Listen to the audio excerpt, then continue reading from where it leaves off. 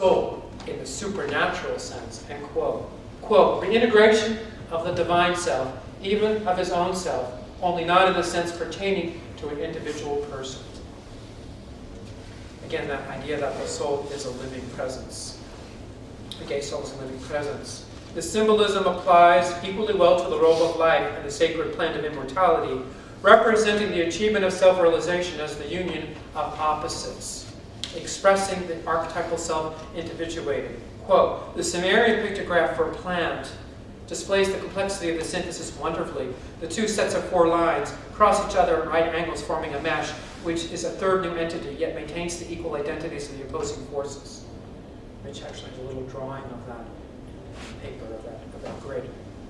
End quote. However, the full initiatory experience is not quite complete. Having lost everything, Gilgamesh feels he has regained it. He has defeated death and he will now become immortal. But did not Utnapishtim say that death is inevitable? Therefore, the goal is not yet reached. How better to stamp out the final illusions than by crushing the flower of renewed hope and conscious life so arduously achieved. Therefore comes the final irony. After the all-consuming struggle to win the plant of immortality, he loses even that. So everything slips through his fingers until there is nothing. Now, at last, is the, quote, symbolic death of Gilgamesh complete, the true nadir in his surrender, his purification. Here he gains the final, quote, crushing defeat for man's animal nature, end quote. Yet, and this is from Jung, quote, also in earnest of supreme salvation, because such a deed alone seems adequate to expiate Adam's sin of unbridled instinctuality. The sacrifice is the very reverse of regression. It is a successful canalization of libido and a spiritualization of it. End quote. That's Jung's big idea, the symbols of transformation, that libido goes 2 ways. It has an introvert and an extrovert direction, and it goes out when we fall in love with somebody or we make an attachment or just any time we're experiencing life, we project it out. But that the will of the libido, this is Jung's big discovery and break from Freud, is it also sends us back into the underworld. It has a regressive tendency where, according to Jung, we find the primal mother, and since we're gay men, might be the mother for lesbians, since we're gay men, we would actually find the primal father, which is, there's a lot of father in the Gilgamesh story. So this whole idea of regression until the experience of death. Now, at last, I read that. When Gilgamesh came back from the Apsu, we brought the sacred plant to earth with him. By bathing in the pool, he enabled the snake at the bottom to work Enki's will. Pools were sacred to the Lord of Wisdom, and his phallic snake representative, taking the plant of immortality, sheds his skin, quote, while returning in the water. Notes Jung, the idea of transformation and renewal by means of a serpent is a well-substantiated archetype. It is the healing serpent, representing the God. Healing serpent. A different image than the God, idea of God with which we were raised, and many of us are making an assumption. The healing serpent. Symbolizing the movement of the transformative act as well as the transformative substance itself from Jung. In this way, the sacred plant, holding a numinous power from out of the unconscious, the power of rebirth and renewal, of evolving libido, is integrated into the land, the foreground of the conscious personality. When Gilgamesh returns to Uruk empty-handed and resigned, he has thereby gained immeasurably, for he still bore the robe of life, said Jung. Through sacrifice, man ransoms himself from the fear of death and is reconciled to the demands of Hades. The descent and return has established a relationship between the ego and the unconscious. That's Jung, in which, quote, the journey to the underworld was a plunge into the fountain of youth, and the libido, apparently dead, wakes to renewed fruitfulness. With his return to Uruk, Gilgamesh has been regenerated and born anew. He is the wearer of the robe of life, and he has gained a new identity as the man, quote, who saw the abyss, end quote, who has become conscious of the unconscious as it was understood shamanically, and gained the guidance of wisdom, the true pearl of rare price. Now he is redeemed to himself and to the great gods, capable of bestowing an enlightened rule over Uruk and all Mesopotamia, returning to an extrovert life made fruitful as a conduit for the healing, nurturing powers of the self, the spirit of God. This journey in self-transformation through the romance of love is aptly put in a quote from the Hindu Rig Veda, cited by Jung, quote, then the one that was hidden in the shell was born through the force of fury torment, From it there arose in the beginning love, which is the germ and the seed of self-knowledge. The wise found the root of being and not being by investigating the impulses of the human heart. End quote. Which is talking a lot about the human heart. This story. This is the last chapter. There's 10 more pages here, so I think I'll be okay by getting around 9ish or so. The last chapter. There's another coda after the last chapter. The last chapter tells how the soul brother was renewed from beyond death and reunited with the ego in a new spiritualized form. This is the final transformation of Enkidu. When he dreamed of his descent as a bird, in meeting with the baneful Ereshkigal, he foresaw his own journey back to the spirit world. This is now actually about Enkidu's development, because mostly we were focusing on Gilgamesh's development. But whereas he was born from heaven, he dies into the Mesopotamian underworld, as all mortals did, thereby further extending his humanization, his personal expression of the star of God carried in his heart. Those are really important metaphors, the star of God and the heart. It is the profoundly human nature of the soul complex that allows it to develop in tandem with the conscious personality and a reflective give and take, to individuate the fully realized personality. Quote, soul is always a vision of the personal, end quote.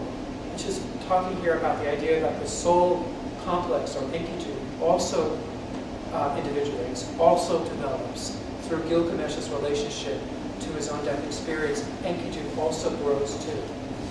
When I was bringing my dreams to Mitch when I first saw him, and I told him what my soul figure was.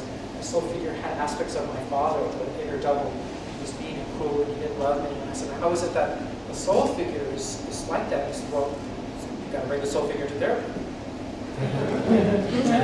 It's the idea that the ego gets therapy, but then through a more serious, active imagination with the figures of the inner world, or the inner complexes, which we gain relationship to through gay-centered in the work, those complexes can be related to and can themselves grow too, because they have the little libido in them too. So Enkidu must go and live in Ereshkigal's domain to suffer death. He goes to a different place than Gilgamesh. Gilgamesh goes to Enki, which is the go-fish, and Enkidu goes to Ereshkigal. To suffer death and eat dust among other shades of the dead in the house of darkness. In this way, he is also initiated through suffering into wisdom, into the, quote, powers, omniscience, and magic possessed by the dead. However, he is powerless to leave. So he grows, too, but he is staying in the underworld. Gilgamesh, in turn, even though he was seeking his lost friend, did not go to Ereshkigal's realm, but instead to the Apsu. They go to different places. The reason for this was to gain Enki's initiation into the goatfish wisdom, that is, mastery of the door to and from the spirit world. With the mastery, the door can be opened as well for Enkidu to occur, thereby returning the favor that Enkidu first gave by delivering the hero from a wasted life. The rebirth of Enkidu culminates the transformations in libido undergone in the story and expresses the achievement of a consciously mediated relationship between the ego and the inner world. Through the process of reflective give and take with the soul figure, which the training program and therapy and our work is helping us to have a relationship with our inferior feelings, but ultimately with the soul figure as an inner body. The ego has made the inner world objectively real, symbolized by the risen Enkidu, who is now an initiated spirit. Realization of the soul figure as a guide and teacher within is an ancient wisdom. Socrates, for example, was famous for his daimonia. For the Sufi Ibn Arabi, it was his divine youth. So too, in Egyptian thought, the soul evolves into the divine ka, the guidance of the spiritual witness. In shamanism, spirits become allies for the initiated shaman, and this is from Carlos Castaneda. Quote, an ally, he said, is a power a man can bring into his life to help him, advise him, and give him the strength necessary to perform acts, whether big or small, right or wrong. This ally is necessary to enhance a man's life, guide his acts, and further his knowledge. In fact, an ally is the indispensable aid to knowing, Don Juan said. An ally will make you see and understand things about which no human being could possibly enlighten you. As a homosexual spirit guide who can teach you about these amazing things. The story of Gilgamesh is about acquiring a fruitful soul figure as an ally within. That's he says that in one simple line. The story of Gilgamesh is about acquiring the fruitful soul figure as an ally within. The power of this bond reflecting the powers of love, of the heart, a phallic libido transformed into symbolic union with the goat-fish lord. To emphasize the importance of Enkidu's rebirth, the storyteller goes back to where Gilgamesh and Enkidu had killed Humbaba. He then recounts a second version of the story from that point on. In this alternate story, Ishtar's great tree cannot be harvested for her throne and bed, for this is a different part of the story that Mitch is talking about. In this alternate story, there's different parts of the story that he's integrating into his analysis. When Gilgamesh kills the dragon, the tree is harvested, and he receives a special drum and beater made from its root and crown. It's another way that Gilgamesh acts out. Like the sacred plant of immortality, the great tree of the goddess is a symbol of self-realization, of wholeness achieved through the union of opposites. Quote, the Hulupu tree reflects the reality and struggle of the gods and embodies the dual forces of the universe, consciousness and unconsciousness, light and darkness, male and female, and the power of life and the power of death. It represents the synthesis of these numinous powers. So the tree grows from darkness and the underworld into light and consciousness. Again, they're the opposites. It is anchored in the underworld and grows towards the heavens. The tree is a part of the three kingdoms, the underworld of Ereshkigal, the earth of Enlil, and the heavens of Anu, and expresses the mystery of the first seed, for we can take the seed in our hand and say, here is the beginning of life. It will emerge from the underworld, strive towards the heavens, and die back into the underworld, from which one of its descendants will emerge. End quote. This imagery of dying and rising, we have seen described earlier by Dhyana and the figure of Eros, their transformers. So the phallic tree then also represents the transformations of libido by which self-realization is gained. Its encirclement by the dragon is then the domination of eco-consciousness by instinctual unconsciousness. Quote, the earth encircling dragon of the original chaos, the ruler of evil principle of this world, end quote, whose splitting apart enables emergence of the fruit of consciousness, the reward, the libido as instrument of transformation, symbolized by the sacred drum and beater, whose origin in the crown and roots, the high and the low of the great tree, reveals the goat-fish road of the two-faced Lord. We may also surmise that the dragon is in the roots is Enki's agent as well, like the snake at the bottom of the pool.